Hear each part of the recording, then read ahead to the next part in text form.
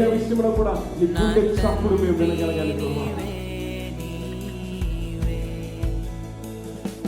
నా తండ్రి నీవే, నా దేవుడవు నీవే. యాకోబు అంటాడు, నువ్వు నన్ను దీవిస్తే కానీ ఈ ఏరియాలో నీ మహిమను చూడాలి, మా ఇంట్లోని మహిమను చూడాలి, మా సంఘంలోని మహిమను చూడాలి, మా దేహాల్లోని మహిమను చూడాలి.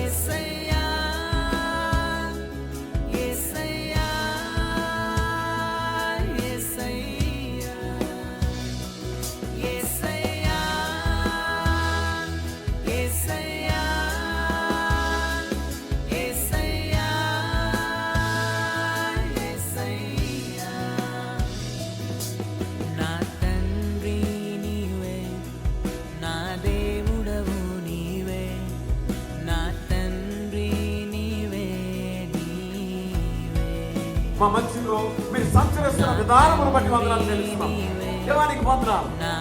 మా దేవుడు మా పక్షముగా ఉండగా మాకు విరోధి ఎవడయ్యా?